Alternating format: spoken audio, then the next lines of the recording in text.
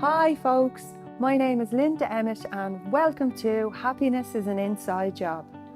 We are the creators of our own reality, we create our own lives. Our mind is our biggest limit and it's our own beliefs, behaviours and habits constantly caught in those cycles that keep us trapped where we are and stand in the way of our own happiness.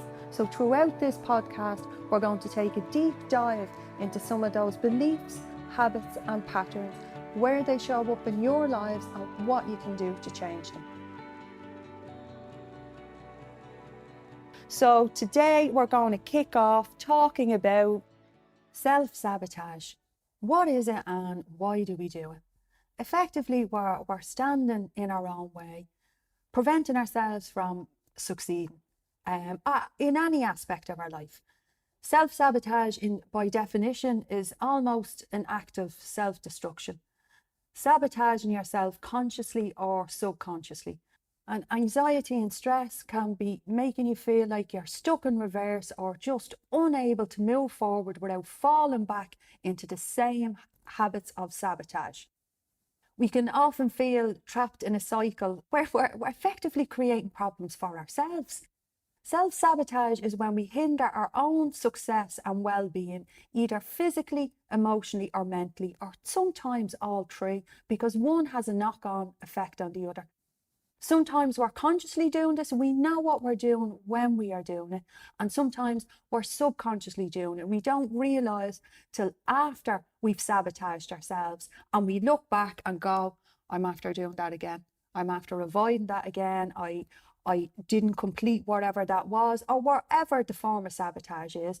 But the bigger problem being, over time, it hammers our confidence and belief in ourselves, which may end up stopping us trying, or feeling like having that motivation one day, you get up, you try, and you actually get yourself caught in a habit of start, fail, start, fail, start, fail. And you can be sometimes only waiting for day 3 or 4 to kick in when you inevitably fail again. Because A, that's the story you're telling yourself, and B, that's the habit and the cycle you're after getting yourself caught in, which is very, very sad really, because it can cause you to feel helpless, out of control, and that humiliated feeling. Why does this keep happening to me? Why am I out of control? Why am I not like other people? And those thoughts, if only people knew that I behaved like this, if only people knew that I wasn't what they actually thought I was. And, it's looking at, first off, why we do it. Why we can be destructive of ourselves and why we self-sabotage. So what we're going to dive into a little bit is some of the reasons that we do it. One of the reasons being control.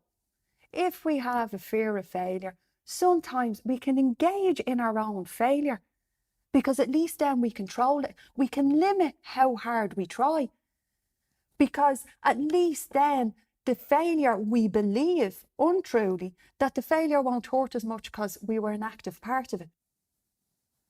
Another reason is low self-worth. We just don't believe in ourselves enough to try. And we sabotage ourselves by putting things in our way, telling ourselves, I'll give that a go tomorrow, I'll try that tomorrow, I'll, like me, set up that email list and that newsletter tomorrow. All of these things, we stand in our own ways, we see the benefit. We say to ourselves, if I did that one thing, that would impact this goal, this goal, this goal, or whatever it may be. But it's when you actually go to do it and you find yourself, polishing the skirting boards with a toothbrush rather than doing that one thing that you'd agreed with yourself to do. And as I mentioned, over time, it hugely impacts your confidence and your belief in yourself. Another reason we partake in self-sabotage, believe it or not, and I've actually been hit with this one, guys, is fear and success. For a number of reasons, we may think we're not good enough to get that phenomenal success. We may be fearing the changes that the success will bring to our lives, or it may be a fear of loss.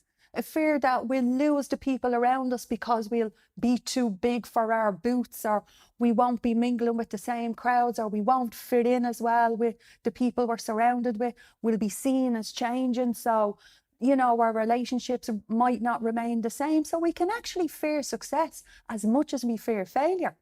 And our own need for safety and caring too much what others think of us has a huge impact on us. And we often decide what it is that other people think of us. We don't let them decide for ourselves. We've already formed an opinion of possibly they're judging us. I think we've, as I've mentioned, gone too big for our boots. All of these types of feelings, and these are what can cause us to sabotage ourselves.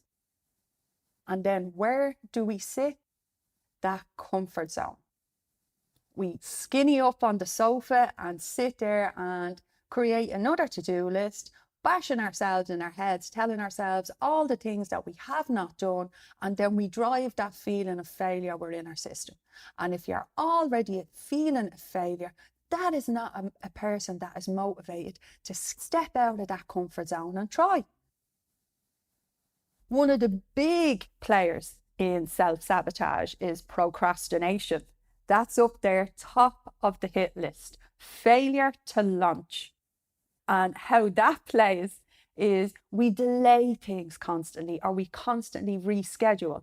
We put them at the bottom of the list, or I'll do that tomorrow, I'll do that when I'm in a better mood, I'll give that a go when I have a better mindset. These are the things we tell ourselves, and then we sit in procrastination. And then we tell ourselves things like, I'm so lazy, I'm so unmotivated.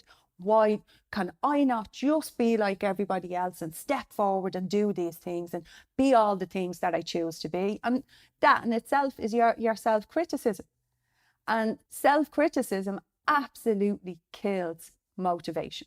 Kills motivation, because if you're listening to that negative judge or critic in your head telling you all the things that you're not, again, you're not a person that's motivated to try. If you're being hammered by all the times you failed before, and that's what you're focusing on, that's the stories that are playing around in your head, and that is building into and playing actively within your self-sabotage.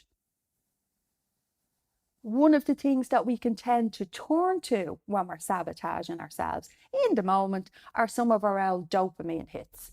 To get away from the feelings of sabotage, feeling out of control or failure, we can use things like alcohol, food, sleepers, different things.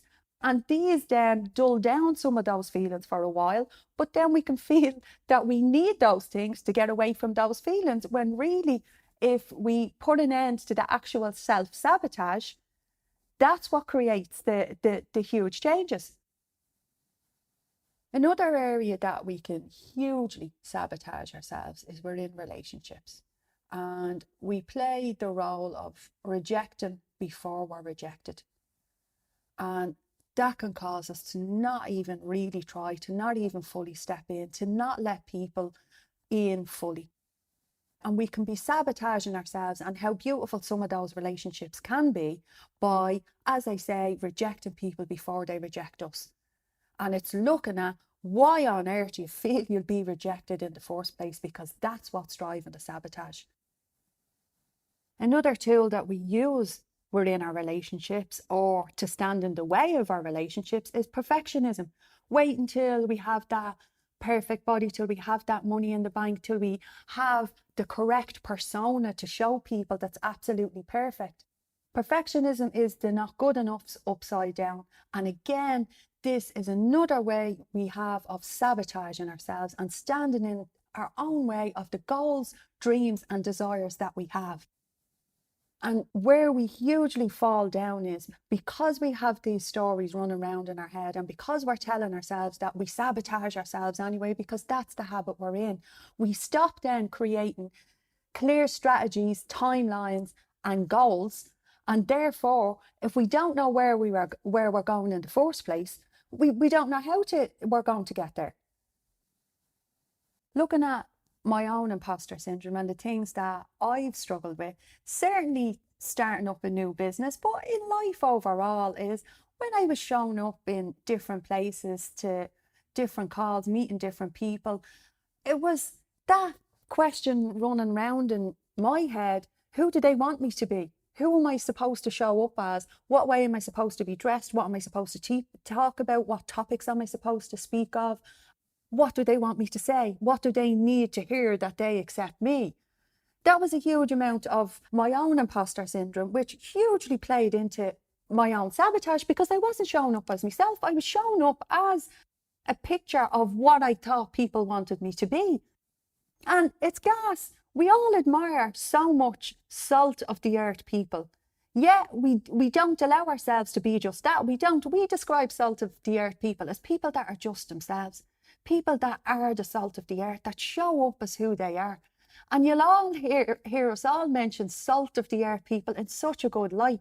Yeah, we're so afraid sometimes to show up as ourselves, to be ourselves, to dress how we want to dress, to speak, to talk about the topics we want to talk about. We think about what we think people want us to say, and therefore we're sabotaging who we really are.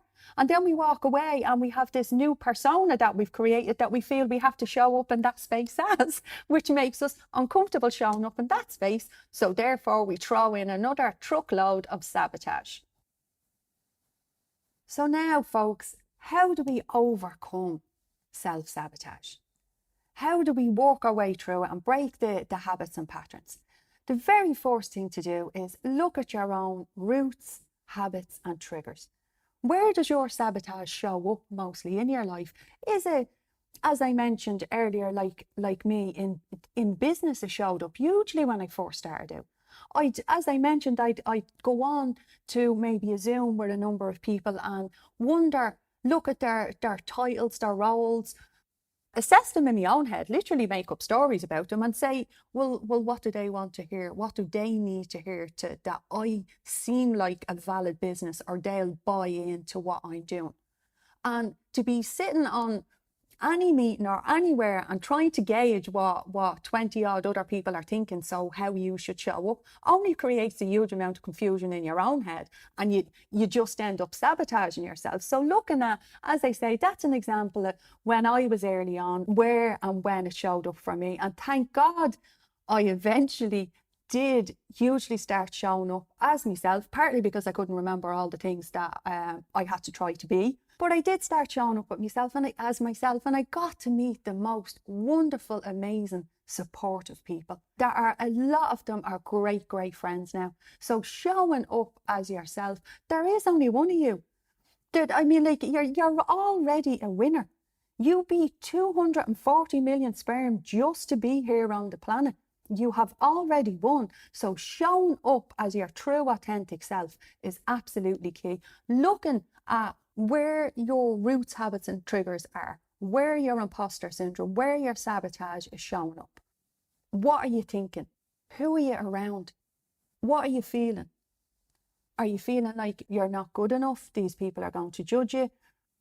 What are the habits that show up? Do you start eating? Do you start avoiding situations? Who is it you believe that is going to prejudge you or think negative things about you? And above all else, it's looking at some of the negative things you think about yourself, because that's actually the voice that you're listening to.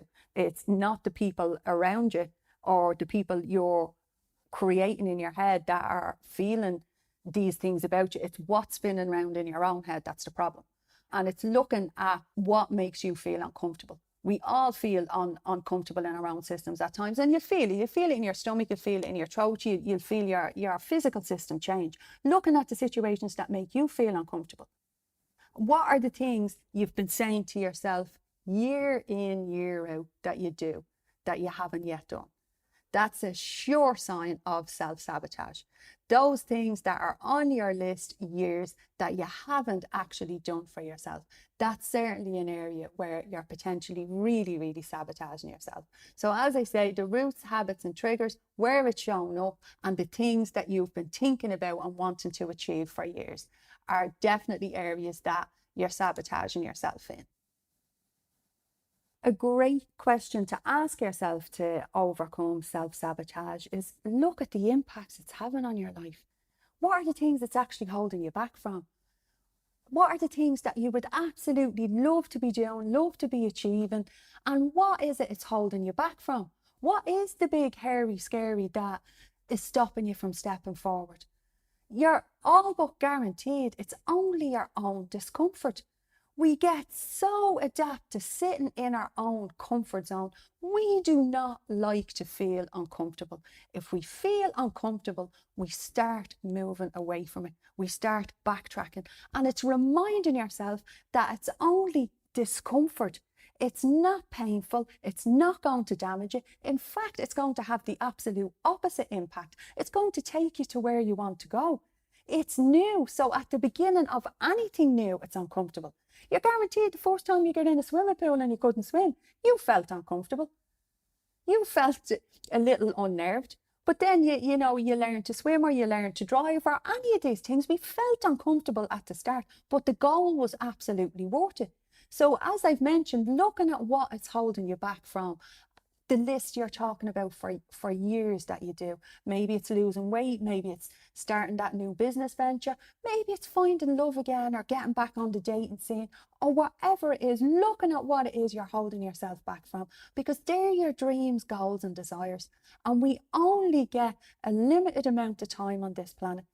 So looking at those things and starting to dive into the things that you truly want.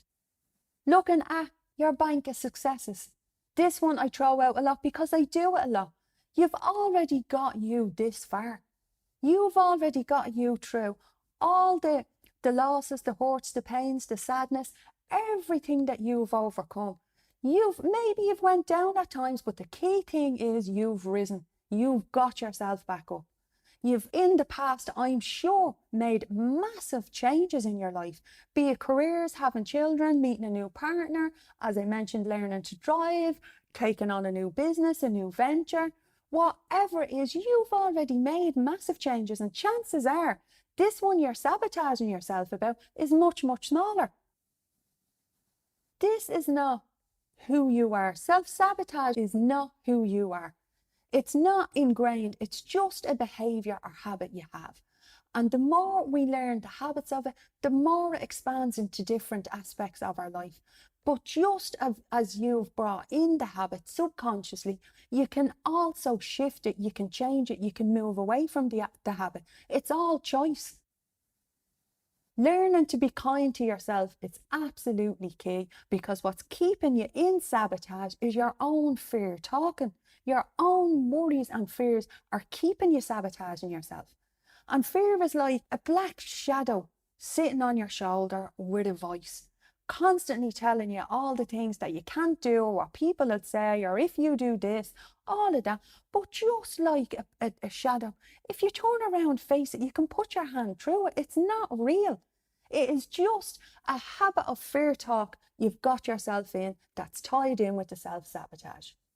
And constantly reminding yourselves, guys, that self-sabotage is when we are hindering our own success, well-being and happiness.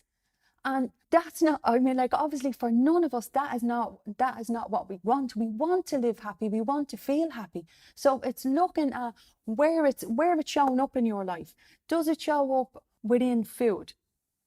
Do you constantly say to yourself, I'm only going to stick to this one bar out, this 9-pack, or I'm only going to, is it with alcohol, I'm only going to have one glass of wine, 2 pints, is it, with cigarettes, with Netflix binging is another one, I'm only going to watch one episode of Grey's Anatomy, and down the line you're 8 episodes in and you think that you could actually perform surgery yourself. Like, do you know what I mean? It's these things that are self-sabotaging. It's these things that we need to see, where is it showing up?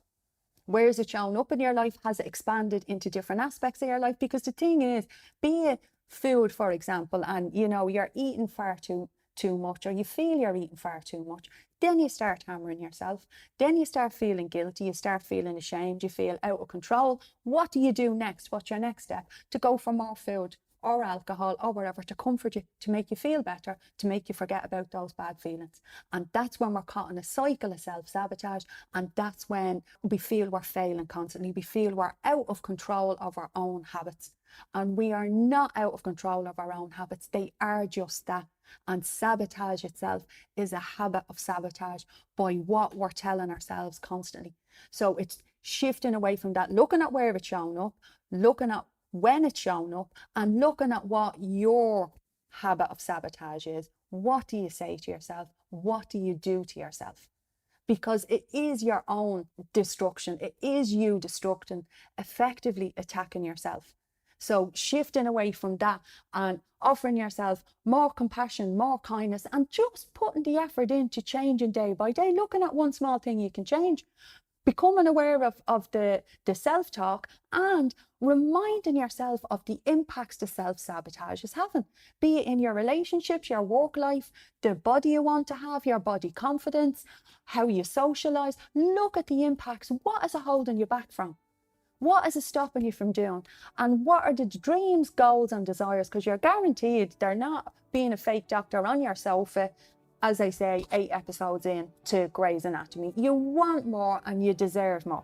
So it's digging deep, literally just turning around and looking at it, turning around and going, what is my fear? Because a lot of the time we're so afraid to look. That's what keeps us in the habit.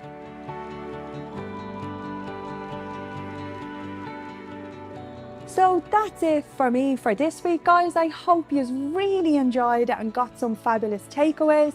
And as always, I invite you to connect in with me across social media, or check me out on my website, www.yourgifttoyou.com, or email me, linda@yourgifttoyou.com, guys, because I'd love to hear from you, and any topics you'd like for us to talk about, or any more learnings that you want. And please remember, give me those reviews, because it keeps the podcast getting out there to more people. So chat to you very soon, guys. Bye bye.